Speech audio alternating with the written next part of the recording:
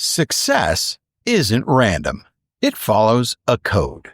Welcome to the Conant Code, where we break down the strategies, challenge the myths, and uncover the truth in 5 minutes or less. Now, let's crack the code. It starts in a Boston workshop, 1845. Peter Cooper, the same man who built America's first steam locomotive, is boiling animal parts. Not for soup, for glue. And what he discovers, by accident, is that the collagen inside the bones and skin can be turned to powder. That, when mixed with water, makes a strange, wobbly gel. And like any good American inventor, he patents it, flavors it, then walks away from it. For the next 50 years, Cooper's creation sits forgotten. Enter Pearl Waite. He's not a dessert mogul. He's a cough syrup and laxative salesman in LeRoy, New York.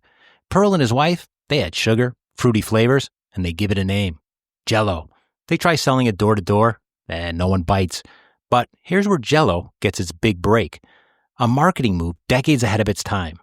They give it away in free recipe books to housewives across America. Once in the pantry, it stays in the pantry.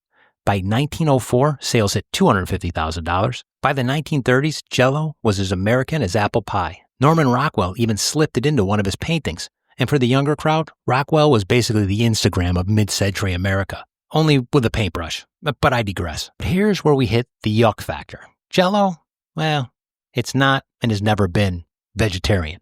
It's made from gelatin, processed collagen, which comes from hides, bones, and connective tissues of pigs and cows, not horse hooves. That's a myth. That's keratin. But still, very much an animal product. Those bright, fruity cubes from your childhood, they start their life as meat industry leftovers. The collagen is cleaned, boiled, treated with acid, dried, powdered, then mixed with sugar, artificial flavors, dyes, and additional acids like adipic and fumaric for that tangy bite. And if you've ever swallowed a soft gel pill, congratulations, you eat the same thing, only a different flavor. Gelatin doesn't just make desserts. It coats medicine capsules. It made old school camera film possible. It kept military rations fresh.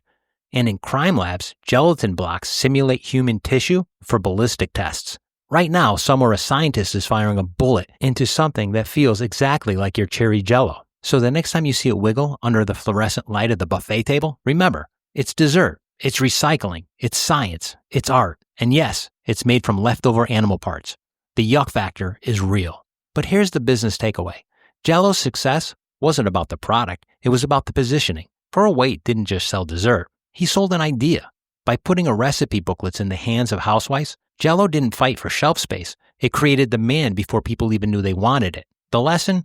You don't have to sell harder. You have to sell smarter. Put your products in people's lives before they even decide they need it. Then it's no longer a sale. It's just part of the story. And that, my friends, is the Conant Code. That's it for this episode of the Conant Code. If you got something out of it, share it with a friend. Follow the show and leave a review on your favorite podcast platform. More insights, more strategies, and more code breaking coming soon. Until next time, keep thinking, keep building, and keep pushing forward.